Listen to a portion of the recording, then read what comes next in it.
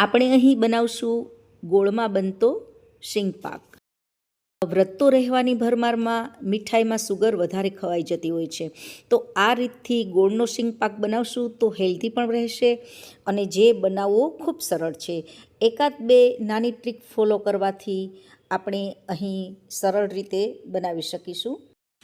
મીડિયમથી થોડી slow flame પર આપણે શીંગને શેકવાની છે અને થોડો કલર ચેન્જ થશે અને ફોતરા આ રીતે જુઓ આસાનીથી દૂર થાય ત્યારે આપણે ગેસને બંધ કરી દેવાનો છે.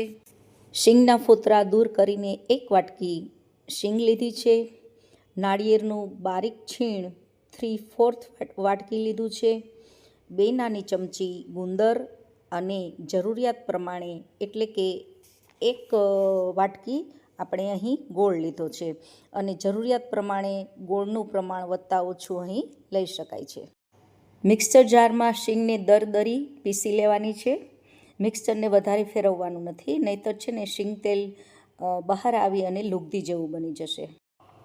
મિક્સર જારમાં આપણે શીંગનો દરદરો ભૂકો બનાવી લીધો છે અને ગુંદરનો પણ આપણે અહીં દરદરો ભૂકો તૈયાર કરી લીધો છે. પ્રથમ આપણે ગુંદરને તળીને તૈયાર કરી લઈએ. 2 ચમચી ઘી લીધું છે. એક નાનું એવું પેન છે, એની અંદર આપણે 2 ચમચી ઘીને ગરમ કરવા મૂક્યું છે. ખૂબ ધીમો તાપ છે અને એમાં આપણે હવે ગુંદરને તળી લેશું. ઘી આવે, ગરમ થાય ત્યારબાદ આપણે એને ગુંદરને નાખશું. ગુંદર તળાય તેટલું જ ઘી આપણે લીધું છે કે એમાં સરસ ફૂટીને તૈયાર થાય અને એને આપણે ધીમા તાપે સાતળતા રહેવાનું છે અને ધીમે ધીમે ઝીણો ઝીણો આ જે ગુંદરનો ભૂકો છે એ ફૂલી અને તૈયાર થશે અને ધીમે ધીમે એ આખો છેક સુધીનો ગુંદર તળાઈ જશે. દરેક મીઠાઈમાં ગુંદરનું એક આગવું સ્થાન છે. સરસ ક્રન્ચી ટેસ્ટ આપશે આ શીંગ પાકમાં. ગુંદરની નાની પ્રોસીજર કરીને આપણે શીંગની પ્રોસીજર કરશું. ગેસ ઓન કરીને આપણે પેન મૂકશું અને ગેસની ફ્લેમને સાવ સ્લો કરી લીધી છે અને ગોળને આપણે તેમાં ઉમેરશું. આપણે અહીં ડબ્બાનો ઢીલો ગોળ આવે તે લીધો છે. આપ કોઈ પણ ગોળ લઈ શકો છો. આપણે અહીં જોયું આગળ ગુંદરમાં પણ ઘી નાખેલું છે એટલે અહીં આપણે થોડુંક જ ઘી ઉમેરશું કે જેથી કરીને ગોળ સાતળવો સહેલો પડે.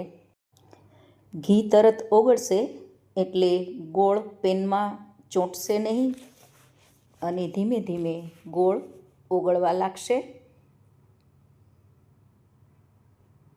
ગંઠા બધા ધીમે ધીમે ઓગળશે અને ચમચો છે ને એ ધીમે ધીમે ભારે લાગતો હશે ને એ ધીમે ધીમે હળવો લાગવા લાગશે. ખૂબ ધીમી ફ્લેમ પર જ ઓગાળશું અને 4 થી 5 મિનિટ પણ નહીં લાગે ધીમી ફ્લેમ હોવા છતાં પણ. ગોળ બરાબર મેલ્ટ થઈ ગયો છે અને હવે ધીમે ધીમે બબલ્સ આવવાની શરૂઆત થઈ છે. આખામાં ધીમે ધીમે હવે બબલ્સ આવશે. ગોળનું મિશ્રણ હળવું થઈને આખામાં બબલ્સ આવશે. આ રીતે બબલ્સ આવે ને એટલે એ શીંગ પાક માટે તૈયાર થઈ ગયું છે. અહીં શીંગ અને કોપરું નાખ્યા બાદ થોડો ટેસ્ટ માટે બહાર કાઢીને જોઈએ તો હાથમાં જ્યારે એ ના ચોટે ને એટલે એમ સમજવાનું કે એ શીંગ પાક માટે રેડી છે. આપણે બહેનો જાણીએ જ છીએ ગોળ હોય કે ખાંડ મીઠાઈને જામવા ઋતુઓ તેનો ભાગ ભજવતી જ હોય છે. આપણે અહીં શીંગનો ભૂકો ઉમેરી દીધો છે અને સાથે કોપરાનું છીણ પણ ઉમેરીને ધીમે ધીમે હલાવતા રહીશું. ગેસની આંચ એકદમ સ્લો રાખી છે થોડી વાર પૂરતી અને આપણે હલાવતા રહીશું. ખાંડની ચાસણીની ઝંઝટ વગર આ શીંગ પાક ખૂબ સરળ રીતે તૈયાર થાય છે. અહીં આપણે હવે ગુંદર પણ નાખી દઈશું અને હલાવશું. ગુંદર આપણે પાછળથી નાખશું કે જેથી કરીને ગોળની ચાસણી શીંગ પાકમાં સરસ રીતે મેલ્ટ થઈ જાય. પછી જ નાખવાનું છે. શીંગ પાક 20થી 25 દિવસ સ્ટોર કરીને આપણે રાખી શકીએ છીએ. મિશ્રણને સારી રીતે આપણે મેલ્ટ કરી લીધું છે.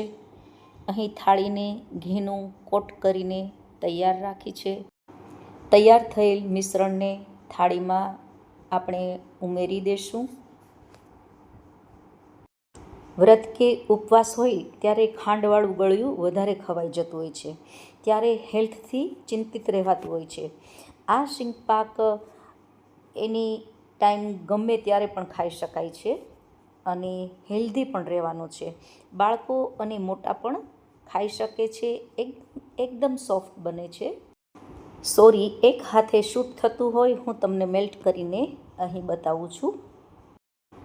ખાંડવાળો શીંગ પાક ભૂલાવે તેવો અહીં આપણો શીંગ પાક તૈયાર થઈ ગયો છે.